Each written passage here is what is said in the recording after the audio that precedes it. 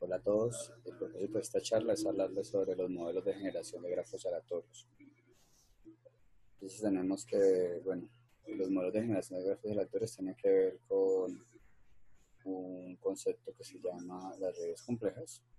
Digamos que es una aplicación un poco más real de lo que son los grafos. Entonces, red compleja corresponde básicamente a un tipo de red que tiene asociadas algunas propiedades estadísticas y topológicas no triviales y que normalmente no existen en las redes simples. Entonces, estas propiedades básicamente se refieren a elementos como cuántas conexiones tiene cada vértice, la distancia que puede haber, o sea, cuántos arcos hay que recorrer en promedio para conectar cualquier par de vértices y en general, digamos, qué tan agrupados están los vértices, o sea, cómo forman pequeños grupos o grandes grupos. Entonces, ejemplos de redes complejas de la vida real, tenemos las redes sociales, la red de tráfico aéreo y tráfico terrestre, el Internet, las neuronas en el cerebro, los sistemas económicos, y en general estos son solo algunos de los muchos sistemas reales que se pueden ver como una red compleja. Entonces, una característica importante de este tipo de redes es que evolucionan en el tiempo y su estructura no es fija. ¿Qué quiere decir esto de que evoluciona en el tiempo? Esto quiere decir que a medida que, digamos, va pasando el tiempo, la estructura de la red cambia al añadirle nodos y al añadirle vértices. Entonces, a diferencia de los grafos que se habían estudiado, que hemos estudiado anteriormente, vamos a pensar entonces en grafos en los cuales inicialmente tenemos un conjunto de vértices, un conjunto de aristas, pero que dinámicamente se le va a poder añadir nodos y añadir conexiones entre esos nodos. Entonces, por eso este tipo de redes son dinámicas y su estructura es cambiante. Es claro que las diferentes redes, los ejemplos de redes que mencionamos hace un momento, cumplen esta propiedad. Es fácil imaginarse entre las redes sociales, fácilmente uno podría pensar que los nodos en las redes sociales son las personas y que va a haber un arco entre dos nodos si hay una relación de amistad. Entonces se tiene que en un momento dado hay un conjunto de arcos, pero normalmente hay personas que llegan a ser amigos o personas que dejan de ser amigos. Entonces claramente las redes sociales, por ejemplo, son cambiantes. Y es fácil ver cómo en los ejemplos que se presentaron anteriormente ocurre algo similar. Entonces, esta característica es importante en lo que se refiere a redes complejas.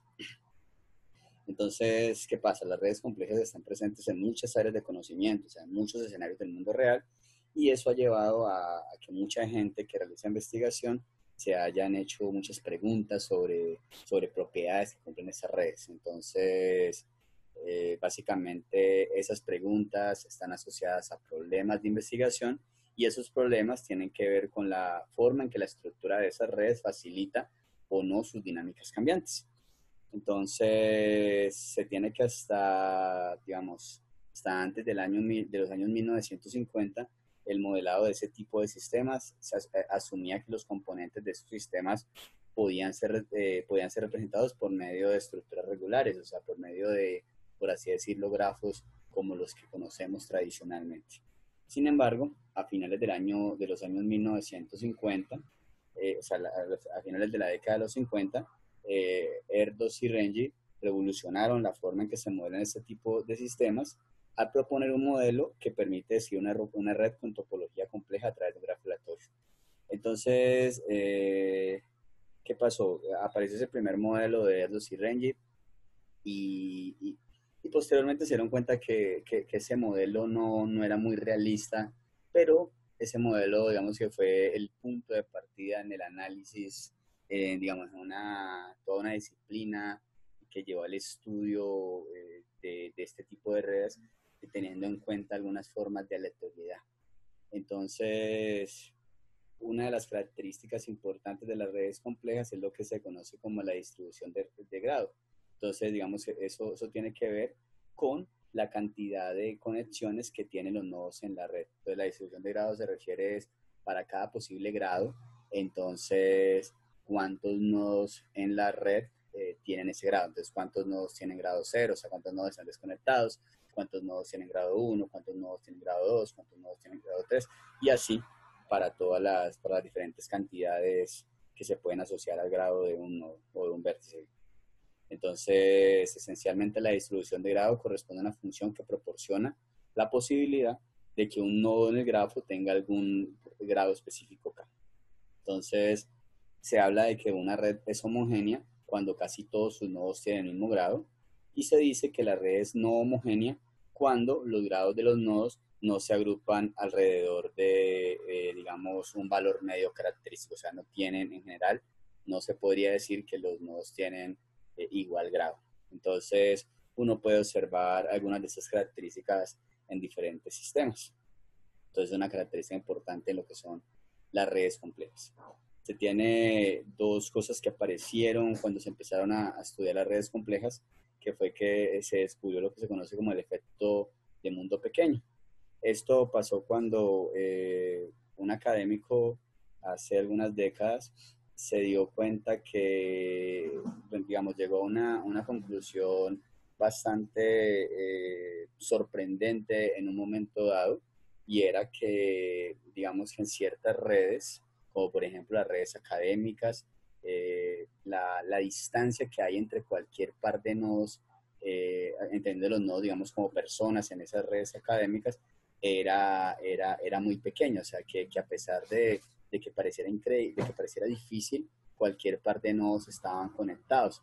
Luego esa idea se extendió para en general para lo que era en el mundo.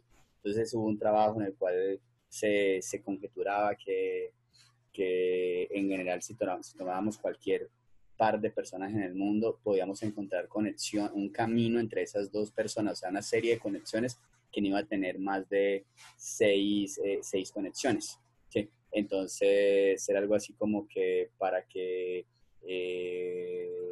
yo conozca, por ejemplo, el presidente, entonces para yo conocer al presidente, entonces yo soy empleado de, de alguien en la alcaldía, y entonces en la alcaldía ese jefe directo mío es también, tiene como jefe directo al alcalde, y el alcalde tiene que reunirse con el presidente. Entonces ahí habría unas pocas conexiones que harían que yo, en ese caso, como si fuera un empleado de la alcaldía, digamos que tuviese una conexión directa con o sea, una conexión con el presidente, a pesar de que realmente yo no lo conozca. Entonces, en general, digamos que ese estudio reveló entonces que conjeturó que cualquier par de personas en el mundo pueden estar conectadas por una distancia pequeña. En ese momento se dijo que 6, y en general, pues tal vez no sea exactamente 6, pero sí sería fácil, utilizando poquitas conexiones, llegar a asociar cualquier par de personas. Entonces, las redes que satisfacen esa propiedad, en la cual, digamos, cualquier par de nodos se pueden conectar con muy pocas conexiones, entonces son redes que tienen el efecto del mundo pequeño. Otra propiedad que se encontró en las redes complejas fue solo que son las redes de libre escala. Entonces, básicamente esto se refiere a un grupo de redes en las cuales hay algunos nodos que tienen un grado alto. Sin embargo, digamos, la mayoría de nodos tienen un grado bastante bajo. Entonces, esto es algo como lo que ocurre en las redes sociales. En las redes sociales tenemos millones y millones de usuarios, pero realmente si comparamos la cantidad de amigos, por así decirlo, que tienen la mayoría de usuarios, la mayoría de usuarios tienen muy pocos, o sea, tienen una cantidad limitada de usuarios, y hablamos de limitada, pues alguien puede tener cientos de conocidos, cientos de amigos, incluso hasta miles, pero sin embargo, ese sería como el límite máximo para la mayoría de usuarios en la red.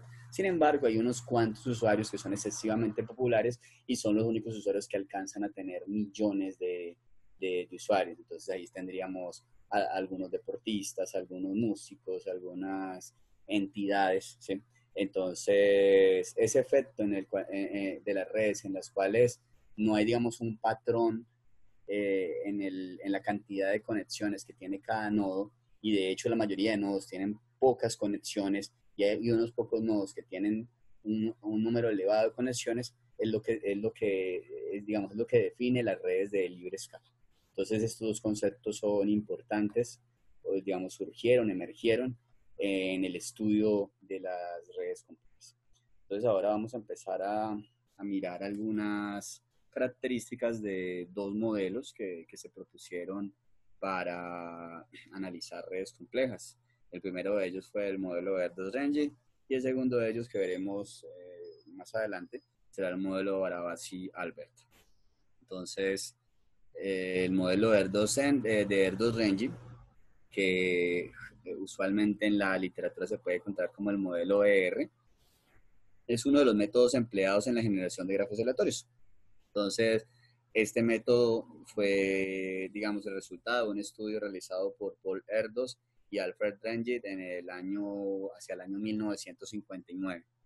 Entonces, ¿qué pasó? Digamos, a primera vista, algunas redes, o sea, muchas redes del mundo real parecieran que están constituidas de forma aleatoria. Entonces, el modelo de Erdős-Rengit trata de modelar, de representar esas redes a través de la construcción completamente aleatoria de las redes. Entonces, básicamente, el modelo de Erdős-Rengit permite generar grafos con un tamaño n, un tamaño n que nos van a dar, y una probabilidad p que va a determinar si dos vértices están conectados o no. Entonces, cada nuevo nodo se va a enlazar con la misma probabilidad que el resto de la red. Entonces, esto de cierta forma asume que cualquier conexión entre cualquier par de nodos se puede dar con la misma probabilidad. Entonces, si tenemos un número natural n y un valor también natural p de probabilidad, que claramente debería ir entre 0 y 100, entonces tenemos que un grafo Erdős-Rengit, llamémoslo ER grafo, de n vértices, va a ser un grafo denominado como G de NP, en el cual dos vértices van a estar conectados con probabilidad P. Entonces, la expresión ER de NP va a denotar el conjunto de todos los ER grafos con n vértices y probabilidad de conexión P. Entonces, tenemos aquí, digamos, un muy sencillo pseudocódigo que permite especificar cómo se construye un grafo en ERNP, o sea, un grafo de Erdős-Rengit. Entonces, tenemos el procedimiento construir grafo que recibe dos números n y p. Entonces, inicialmente se crea un grafo que tiene entonces un conjunto de vértices y un conjunto de aristas. Ese conjunto de aristas inicialmente es vacío y se tiene que el conjunto de vértices tiene n elementos, o sea, los n elementos que se pasan como parámetros. Entonces, lo que se va a hacer es una doble iteración, donde se va a tomar cada vértice v en B y se va a cruzar con cada vértice también u en V que sea diferente de B. Se va a generar entonces, en cada uno de esos cruces se va a generar un valor Q, que va a ser un número aleatorio entre 0 y 100. Y entonces, si el valor Q generado es menor que el valor P que se dio de probabilidad, entonces lo que se va a hacer es que se va a agregar al conjunto de aristas la arista que conecta Q con B. Si ese valor Q que se genera no es menor que P, entonces sencillamente no va a haber una conexión entre el vértice U y el vértice B.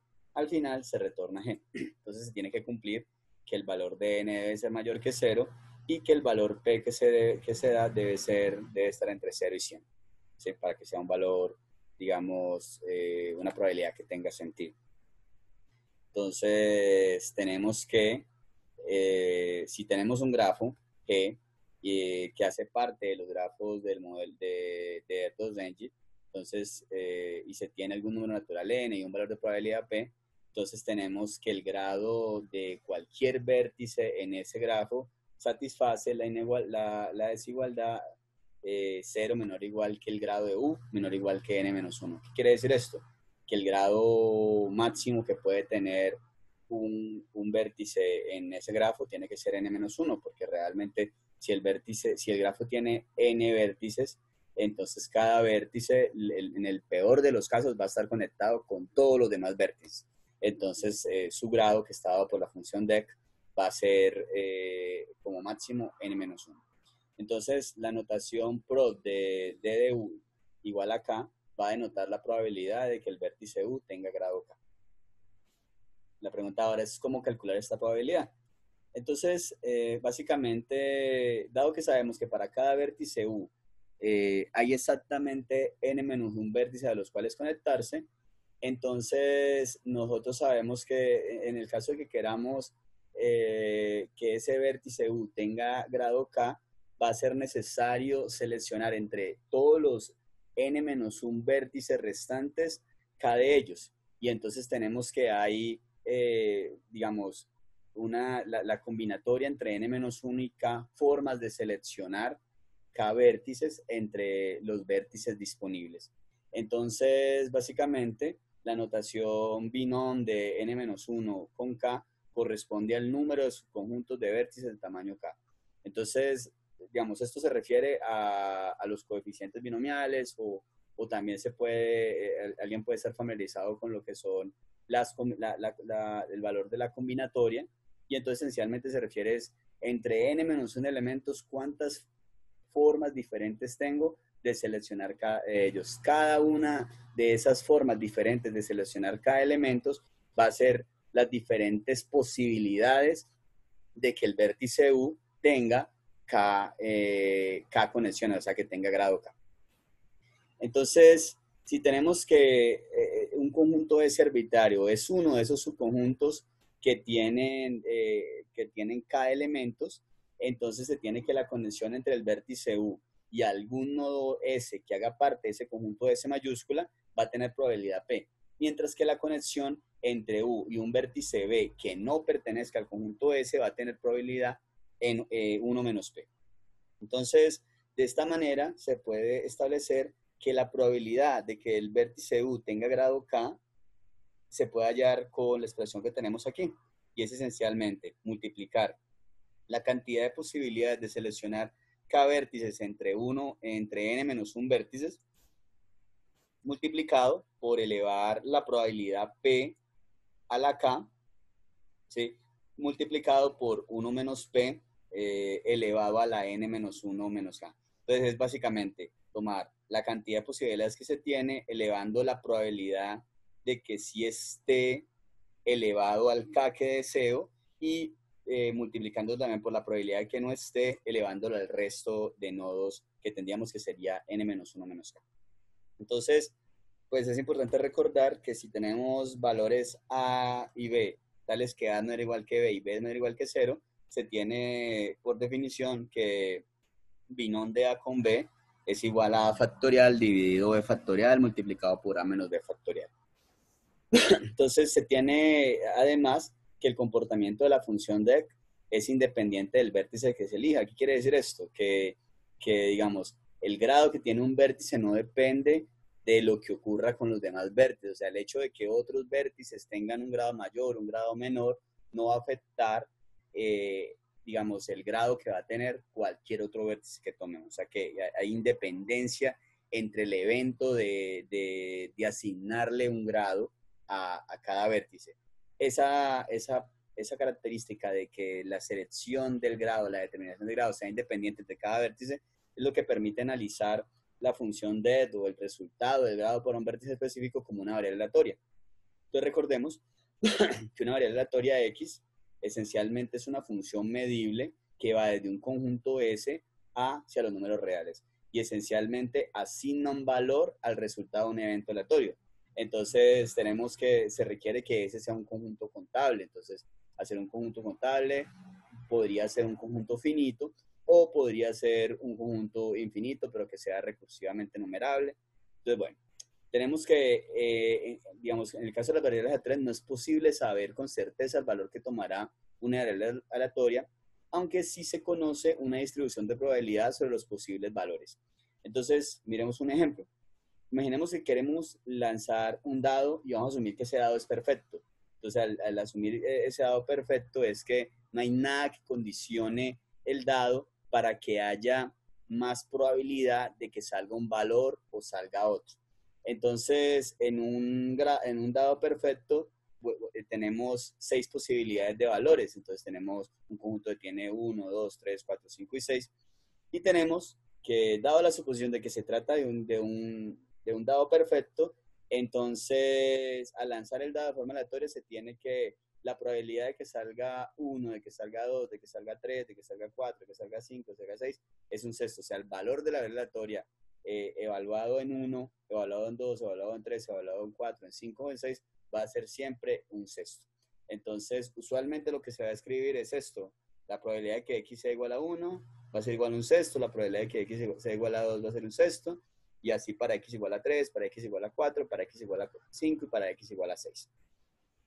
Entonces, si analizamos la función de como una función aleatoria, tenemos que el conjunto de posibles dados para los vértices del grafo es un conjunto S que tiene todo el valores entre 0 hasta n-1. O sea, para un vértice específico, el valor que puede tomar la función dec para ese vértice puede ser 0, puede ser 1, hasta llegar a n-1. O sea, puede ser cualquiera de esos valores.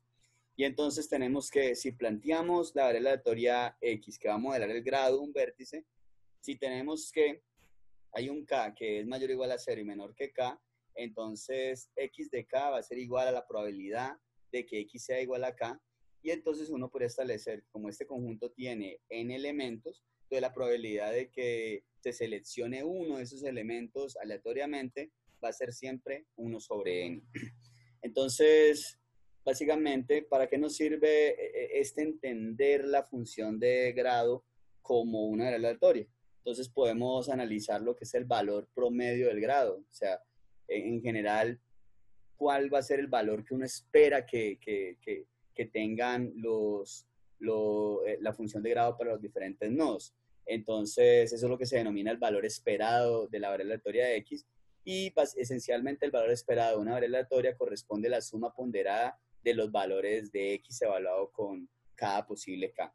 Entonces, en general, podemos definir el valor esperado de una variable aleatoria de x como la sumatoria para todos los k que pertenecen al dominio de x de k multiplicado por la probabilidad de que x sea igual a k.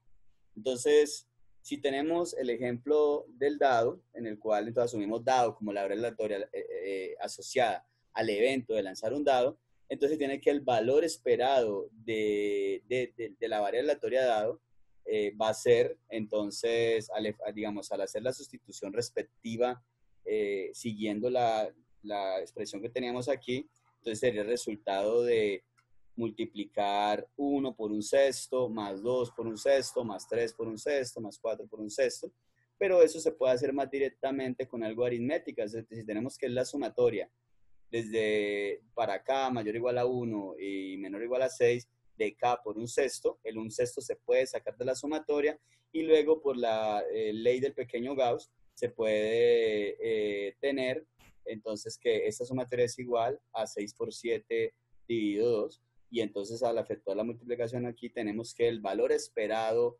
de lanzar un dado va a ser 7 medios, ¿sí? O sea, 3.5, por así decirlo. Entonces, si ahorita analizamos el valor esperado en el caso de la función de grado en los grafos, en el modelo Erdős-Rengit, entonces tenemos que digamos que el conjunto, la función det como tal va a ser una función que tiene como conjunto de posibilidades, el conjunto tiene todos los valores entre 0 y n-1, y que a eso le va a asignar un valor real. Entonces, al utilizar la definición que tenemos para el valor esperado, tendríamos que el valor esperado de la función dec sería la sumatoria de todos los k mayores o igual a 1 menores que n, de k multiplicado por la probabilidad de que x sea igual a k, o en este caso de que det sea igual a k. Entonces, pero este teorema establece que ese valor siempre va a ser igual a p multiplicado por n-1, o sea, la probabilidad con la cual se construyó el grafo multiplicado por n-1. Entonces, para demostrar la validez de este teorema, pues vamos a mostrar una derivación muy sencilla. Entonces, en esta derivación partimos de la definición de lo que es el valor esperado de la función dec. Luego, entonces, por la definición que vimos hace un rato, hace algunos minutos, de la probabilidad, de cómo calcular la probabilidad de que x sea igual a k, entonces tenemos que esto era igual al binomio de n-1 con k multiplicado por P elevado a la K, multiplicado por 1 menos P elevado a la N menos 1 menos K. Entonces, después de hacer esto, podemos simplemente utilizar la definición de lo que es el binomio de N menos 1 con K. Y entonces tendríamos esta expresión, que, o sea, binomio de N menos 1 con K es igual a N menos 1 factorial dividido K factorial por N menos 1 menos K factorial. El resto de la expresión queda igual. Después de esto, lo que podemos hacer ahora es, utilizando algo de aritmética de una forma conveniente, observen que extraemos de la sumatoria el término P por N menos 1, que es el término real que queremos llegar. Entonces, por eso hacemos esa extracción de forma conveniente. O sea, no es que arbitrariamente, o sea, no es que porque sí extraímos esos dos términos, sino que los extraemos porque hacen parte de lo que queremos demostrar. Entonces, al extraerlo, pues, lo que queda dentro de la sumatoria va a ser ahora n menos 2 factorial, porque recuerden que n menos 1 factorial es 1 por 2 por 3 hasta multiplicar por n menos 1. Si quitamos n menos 1, entonces nos quedaría la multiplicación de 1 por 2 por 3 hasta n menos 2, que es igual a n menos 2 factorial. Tenemos también que por acá teníamos el k, y entonces cancelamos este k con el k factorial que está abajo y nos queda k menos 1 factorial. El resto de la expresión nos queda completamente igual. Después de eso, entonces vamos a efectuar un cambio de variable. Entonces vamos a definir una variable L que va a ser igual a K menos 1. Entonces, en la expresión que tenemos aquí abajo, tenemos simplemente una expresión equivalente en la cual todas las ocurrencias de K se van a digamos, a sustituir por L, y el valor de L va a ser igual a K menos 1. Entonces, por ejemplo, aquí donde aparecía K menos 1, acá abajo va a aparecer L. Y así entonces en todas las ocurrencias de K menos 1. Entonces aquí en este N menos 1 menos K, ahí adentro estaba K menos 1, y entonces N menos 1 menos K va a ser igual a N menos 2 menos L. Y entonces algo similar ocurre aquí. Posteriormente, entonces vamos a efectuar una nueva sustitución. La siguiente sustitución que vamos a hacer es cambiar M por N menos 2. Entonces observen que donde estaba antes N menos 2, como aquí, donde teníamos N menos 2 factorial, ahorita aparece M factorial. Lo mismo pasaba aquí, aquí aparecía N menos 2 menos L, por eso ahora aparece M menos L. Y lo mismo ocurriría aquí en el exponente del último término.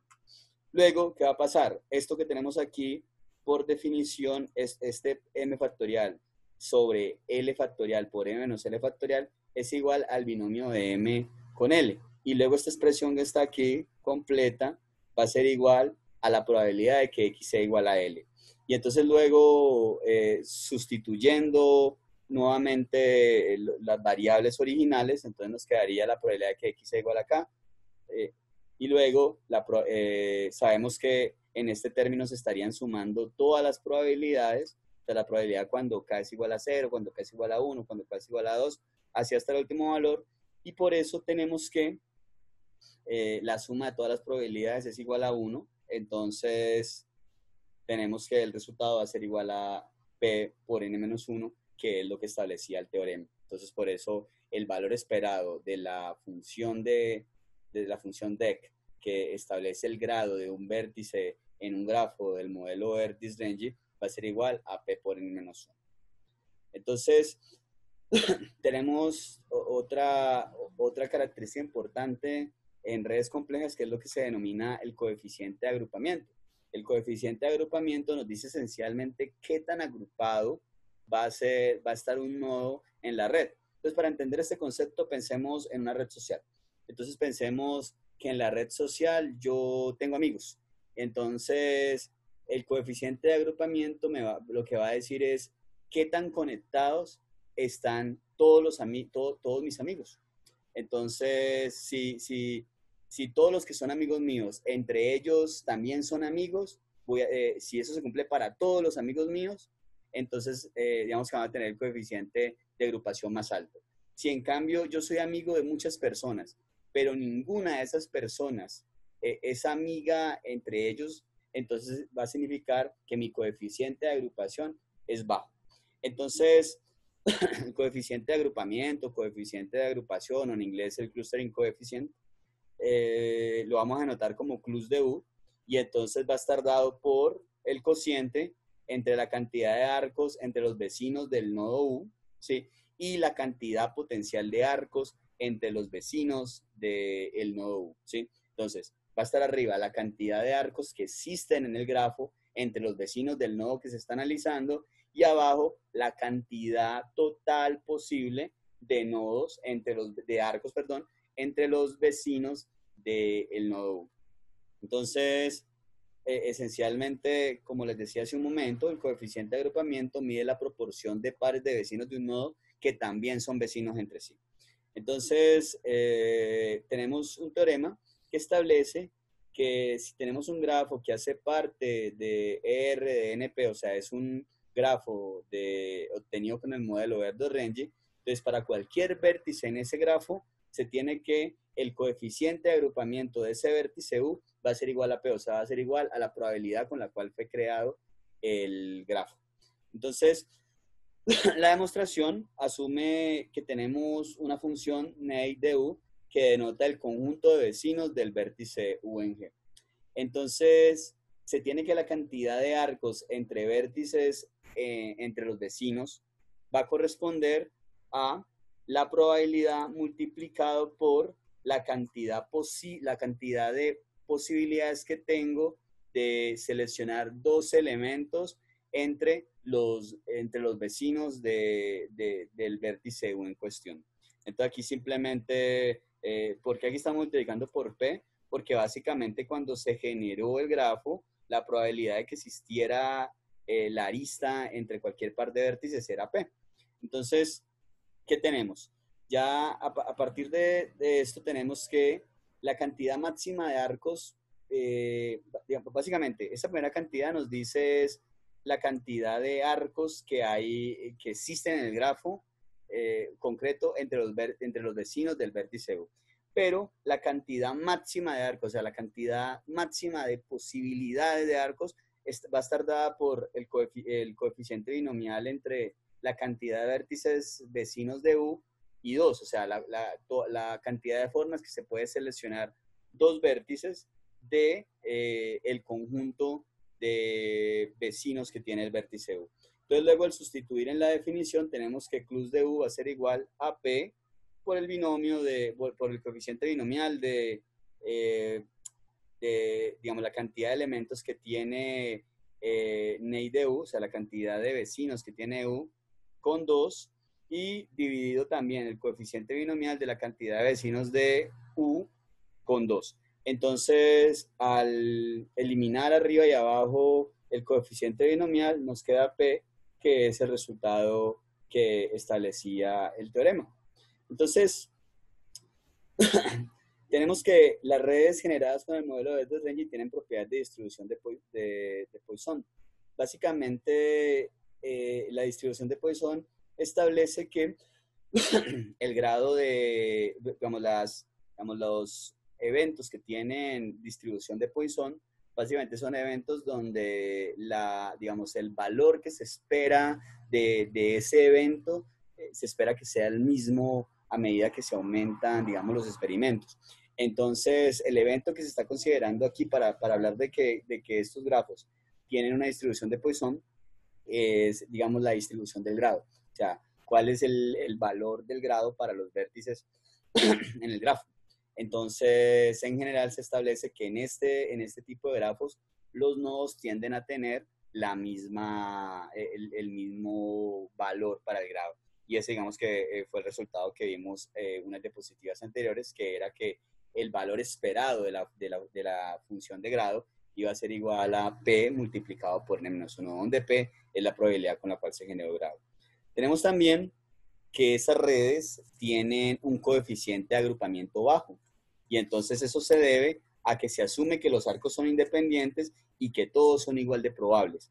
Digamos, la asunción de que son independientes significa que la existencia de un arco no está determinada por la existencia o la no existencia de otros arcos en el grafo. Entonces, ¿por qué esto genera que el coeficiente de agrupamiento sea bajo? Porque en cualquier momento, cuando se selecciona si debe haber una conexión entre dos vértices, digamos que va a depender completamente de la probabilidad, o sea, no va a haber ninguna dependencia con la topología que ya tenga la red hasta ese momento. Entonces, Esa es otra característica de los grafos del modelo Erdős-Rengyi. Y tenemos también que la distancia entre nodos de estas redes es pequeña. Entonces, lo que ocurre, lo que se tiene como consecuencia de esto, es que las aplicaciones de este modelo son limitadas debido a que las redes en el mundo real no suelen tener estas características. Las redes en el mundo real, digamos, la única característica que sí suelen tener las redes en el mundo real es tener una distancia pequeña entre los nodos. Pero se tiene que digamos, la distribución del grado en las redes del mundo real no es una distribución de Poisson, tiende a ser una distribución exponencial, o sea, básicamente las redes del mundo real tienden a ser redes de libre escala, donde hay algunos nodos que tienen muchísimas conexiones y la mayoría de nodos tienen valores bajos para el número de conexiones. Entonces, en ese sentido, esa característica de los modelos de Erdős-Rengyi no corresponde con la característica que suelen tener las redes en el mundo real. También se tiene que el coeficiente de agrupamiento tiende a ser más alto en las redes del mundo real. Entonces, eso también difiere de lo que ocurre, de lo que se determina a través de los modelos de grafos que se obtienen con el modelo de Erdős-Rengyi. Entonces, es natural preguntarse, bueno, si los grafos que se generan a través del modelo Erdős-Rengyi digamos, no corresponden, no coinciden en sus características con la red del mundo real, ¿por qué utilizar este modelo? Primero que todo, este fue el primer modelo digamos, que se estudió, que apareció en esta disciplina. Y básicamente lo que hace es que se convirtió en un modelo de referencia que posibilita analizar propiedades que pueden confrontarse con datos reales. O sea, este modelo básicamente en este modelo se puede analizar propiedades que, digamos, emergen de la aleatoriedad. Entonces, ciertas propiedades que no estén presentes en los grafos del modelo de Rengyi seguramente no son propiedades que emerjan con la aleatoriedad, entonces seguramente son propiedades que emergen de algún tipo de estructura, de algún tipo de orden, o sea, de alguna estructura regular. Entonces, esa comparación que se puede hacer entre las redes del mundo real y las redes expresadas con este modelo va a marcar seguramente el punto, digamos, donde cierta propiedad deja de ser una propiedad que hace parte de la aleatoriedad y pasa a ser una propiedad que está asociada más bien a alguna forma de ordenamiento, alguna forma de algún concepto de orden en la red que se está estudiando. Entonces, básicamente, a través del modelo de Rengyi se puede tener, digamos, primero las bases para entender las propiedades de los sistemas reales. Entonces, ahora vamos a analizar o a estudiar el modelo de Barabasi-Albert. Entonces, el modelo de Barabasi-Albert es otro modelo de generación de grafos aleatorios. Básicamente, en este modelo, digamos, tal cual como está especificado el modelo, se habla de partir de una red inicial, o sea, una red donde ya hay vértices y aristas. Y lo que se quiere es ir agrandando esa red, añadiéndole nodos y añadiéndole conexiones para generar una red de un tamaño n que nos van a dar y se va a simular una y otra vez la llegada de vértices nuevos. Entonces, para cada vértice nuevo se va a establecer una cantidad de conexiones con los nodos que ya existen en el grafo. Entonces, este proceso se va a repetir una y otra vez hasta que el grafo resultante tenga tamaño n. Entonces, en general, este modelo se aplica para redes no dirigidas, pero el modelo se puede modificar ligeramente para tener redes dirigidas. Sin embargo, en el resto de las explicaciones vamos a asumir que estamos trabajando con redes no dirigidas. Entonces, las redes BA de N0, N y M van a ser todas las redes asociadas al modelo de Barabasi-Albert. Entonces, tienen tres parámetros. Tiene el parámetro N sub 0, que es un número natural que indica el número de vértices iniciales. Tenemos el valor N, que es el total de vértices que se van a generar. Y tenemos un valor M, que representa la cantidad de arcos que se establecen con cada uno de los nodos agregados. Entonces, a diferencia del modelo Erdős-Rengyi, en la generación de los vértices nuevos y sus M arcos asociados, vamos a escoger M vértices de acuerdo a un mecanismo de conexión preferencial que depende del grado de los vértices en la red. Recordemos que en el modelo Erdős-Rengyi, cuando se establecía una arista en el grafo, digamos que no se tenía en cuenta nada más que simplemente la probabilidad, ¿sí? En cambio, en el modelo de Barabás y Albert, vamos a tener un mecanismo que nos va a permitir darle más probabilidad a los nodos que tienen mayores conexiones, o sea, los nodos que tienen mayor grado. Entonces, básicamente, las redes generadas por este modelo tienen una distribución de grado potencial y se denominan redes de libre escala. Entonces, en estas redes vamos a observar que algunos nodos tienen muchas conexiones porque entre más conexiones tengan, va a haber más probabilidad de que los nodos que llegan se sumen, digamos, se conecten a ellos. Y los nodos que tienen menos conexiones van a tener menor probabilidad de que los nodos que llegan a la red se conecten a ellos. Entonces, básicamente tenemos que, si tenemos un grafo y tenemos la función de grado asociada a ese grafo, entonces tenemos que en el modelo de Barabás y Albert, la probabilidad de que un vértice arbitrario B sea escogido a la llegada de un vértice nuevo está dado por el cociente entre el grado del vértice B sumándole 1 dividido la suma de los grados de todos los vértices en el grafo sumándole 1. Es importante notar aquí que se le está agregando una unidad al grado de cada vértice porque si no se hiciese esto, entonces la probabilidad de que se conecte, de que un vértice nuevo se conecte a un nodo que esté desconectado sería 0, porque realmente el grado de un nodo desconectado es 0 y 0 dividido cualquier cosa sigue siendo 0. Entonces este 1 que se le agrega acá es el que permite, digamos, darle algún chance a los nodos desconectados de que reciban alguna conexión eventualmente. Entonces, vamos a asumir sin pérdida en general que n sub 0 es igual a 0. Eso quiere decir entonces que el proceso de generación se va a empezar con un grado vacío, o sea que el proceso de generación va a construir por completo el grafo. Tenemos que esta simplificación no afecta a las principales observaciones de este modelo.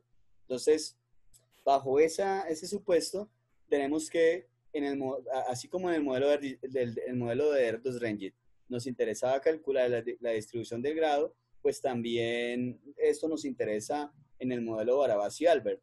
Entonces, la distribución de grado en el modelo Barabás y Albert está relacionada con algo que se llama las funciones de libre escala.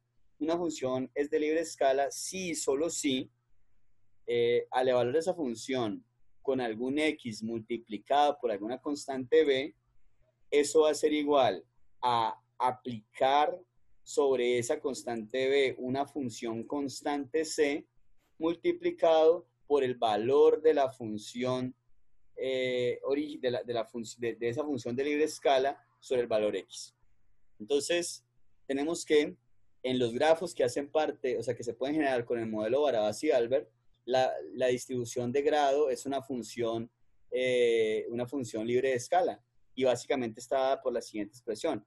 La probabilidad de que el grado de un vértice sea igual a k va a ser igual a 2 por m menos 1. Recordemos que m se refiere a la cantidad de conexiones que tiene, o sea, la cantidad de conexiones que se le dan a un vértice nuevo cuando se añade a la red. Y esto se va a dividir sobre k multiplicado por k más 1 por k más 2. ¿Sí? Entonces, de esta manera, pues esta probabilidad, digamos, el grado digamos, la probabilidad de que el grado sea k va a ser mayor para algunos valores, va a ser menor para otros valores.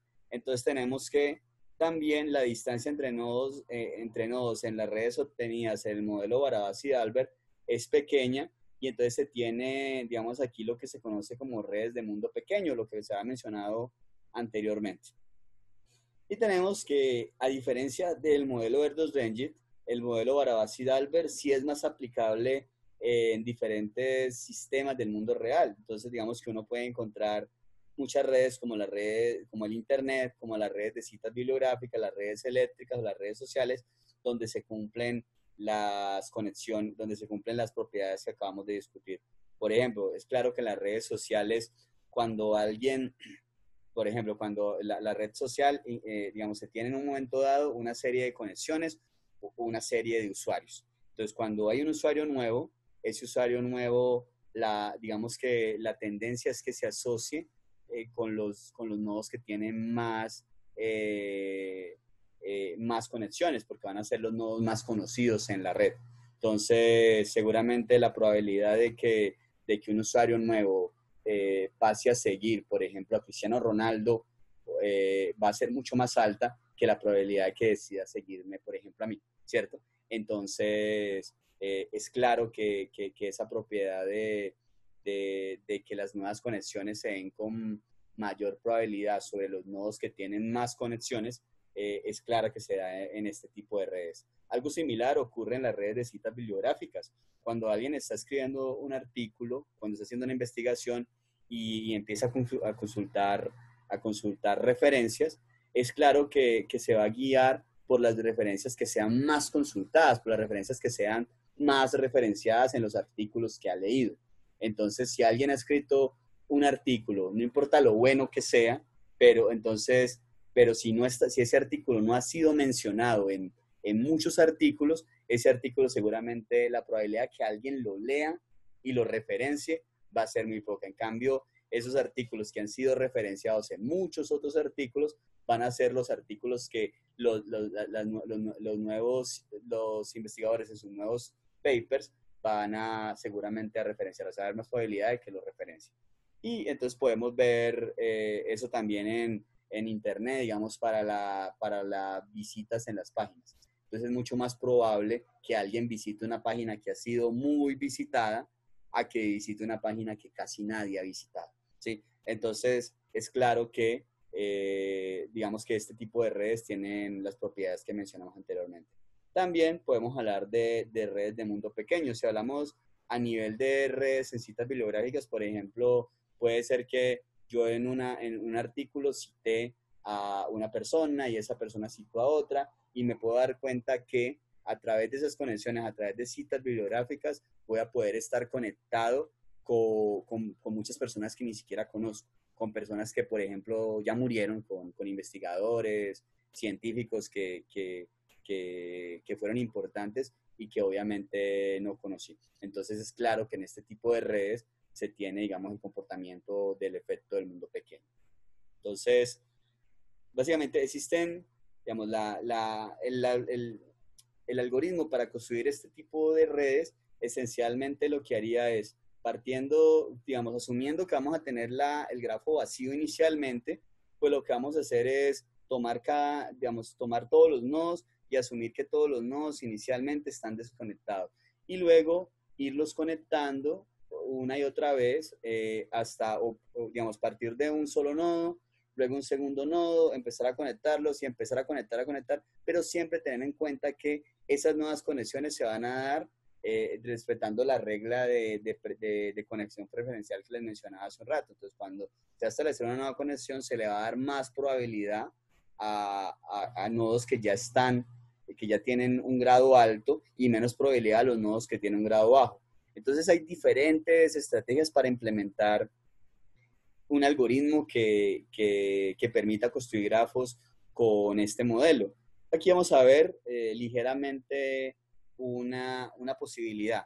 Entonces, en esta posibilidad vamos a tener el grafo G representado como una lista. Vamos a hablar entonces de listas de adyacencia. Entonces, el grafo G va a ser una lista de listas. La función construir grafo va a recibir el n, que va a ser el total de vértices que se espera que tenga el grafo, y m, que va a ser la cantidad de conexiones que se le va a dar a cada nodo nuevo. Entonces, inicialmente el grafo va a estar vacío y vamos a tener una lista que vamos a llamar red, que básicamente va a tener que va a estar conformada por los índices de cada uno de los vértices, pero va a aparecer cada vértice en esa lista una vez por cada conexión que tenga el vértice en el grafo. Entonces, cada vez que se le agrega o que se agrega una conexión con un vértice, se va a agregar una ocurrencia de ese vértice en esta lista. Entonces, siempre esta lista red va a tener tantas ocurrencias de un nodo I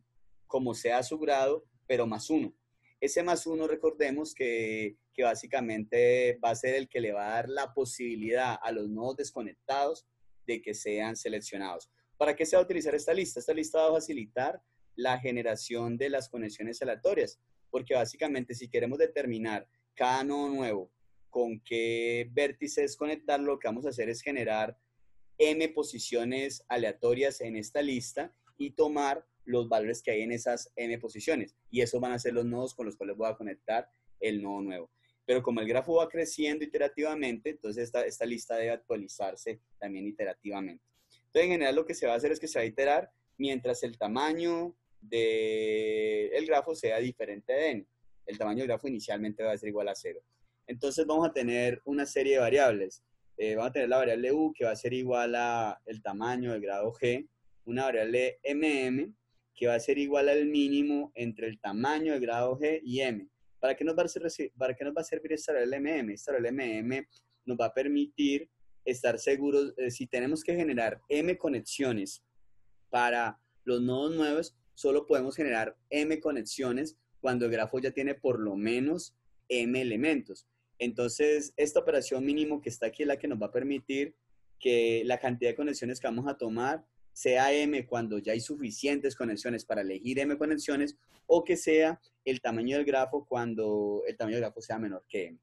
Y vamos a tener un conjunto nuevos que inicialmente va a ser vacío. El propósito de este conjunto nuevos va a ser, digamos, va a ser el conjunto donde se va a añadir las conexiones que se le van a dar a cada uno de los vértices nuevos. Entonces, intuitivamente, la variable u va a representar el vértice en el cual se va a trabajar en cada iteración. Entonces, como el grafo está vacío, primero se va a trabajar en el vértice 0. Cuando el grafo tenga 1, se va a trabajar en el vértice 1 y así. Entonces, los vértices van a estar desde 0 hasta n-1. Entonces, se parte en el vértice 0. Entonces, ¿qué pasa? Como se tiene el vértice 0, entonces no hay ningún otro vértice con el cual conectarlo. Entonces, este segundo ciclo que está acá sería el que escogería elementos de la lista red para que sean los elementos que se van a unir con el vértice U actual. Pero cuando se inicia la generación, pues como no hay de dónde elegir, pues este ciclo va a parar inmediatamente porque este MM va a ser igual a 0 y el tamaño de nuevos va a ser igual a 0. Entonces no se va a cumplir la condición de que el tamaño de nuevos sea diferente de MM. ¿Sí? Después en cada iteración, diferente, digamos, a la primera, entonces siempre en este ciclo se va a hacer la selección aleatoria. Eso se hace aquí intuitivamente con la función escoger val alet, que lo que permite es escoger algún valor que haga parte de la lista red de manera aleatoria. Y lo que va a hacer en cada iteración es agregar al conjunto nuevos ese valor. Y eso se va a agregar hasta que hayan elementos en el conjunto nuevos. ¿Sí? Entonces, una vez se tienen los elementos en el conjunto nuevo, entonces le vamos a añadir al grafo G, que es una lista de listas, le vamos a añadir una nueva lista que va a tener los elementos que hay en el conjunto nuevos. O sea, que vamos a añadir una lista al final de esa lista de listas que va a representar la lista de adyacencia del nodo nuevo. Entonces, en esta línea estaríamos añadiendo las conexiones entre el nodo nuevo, que va a ser el nodo U, y los elementos con los que seleccionamos aleatoriamente para conectarlo. Luego, lo que tenemos que hacer es actualizar la información en la lista red. Aquí sería red sin la T. Entonces, lo que vamos a hacer es que vamos a añadir tantas copias del valor U en esa lista al final, como sea el tamaño del conjunto nuevos más 1. Entonces, esto nos va a garantizar que estamos añadiendo apropiadamente los elementos a esa lista red, que es la que va a simular el proceso de seleccionar aleatoriamente. Posteriormente, lo que se va a hacer, como en la línea 6, añadimos las conexiones entre el nodo U y cada uno de los nodos con los cuales se va a conectar. En la línea 9 y la línea 9, 10 y 11, lo que vamos a hacer es añadir la conexión entre cada uno de esos nodos nuevos y el nodo U. Entonces, por eso recorremos la lista de adyacencia del nodo U, ¿sí? Y vamos a coger cada elemento X que hay en esa lista de adyacencia. Ese elemento X lo vamos a añadir a a la función a la lista red que nos va, porque hay que añadir también que ese nodo X ya tiene una nueva conexión, entonces por eso hay que añadir una ocurrencia más de él. Y también vamos a añadir aquí debería ser G de X, podríamos decir, G de X le vamos a añadir el nodo U en cuestión. Eso lo vamos a hacer hasta que el tamaño del grafo sea igual a n. Cuando sea igual a n, simplemente vamos a retornar g. Entonces, vemos que esto sería el funcionamiento general del modelo Barabasi-Albert. Entonces, digamos, espero que la explicación general de las características de estos dos modelos haya sido clara para todos. Les reitero que cualquier duda que tengan me pueden escribir, me pueden dejar un comentario. Y próximamente voy a tener un video adicional sobre modelos de generación de grafos aleatorios en los cuales voy a mostrar, digamos, un ejemplo, voy a mostrar los códigos fuentes de la implementación de estos dos modelos y también voy a mostrar un ejemplo como una prueba de escritorio para el modelo Barabasi-Albert de cómo se va generando a través del esquema que se hizo en este pseudocódigo que tenemos aquí. Entonces, pues tendremos ese video próximamente. Entonces estoy pendiente de cualquier duda, de cualquier comentario y nos veremos pronto.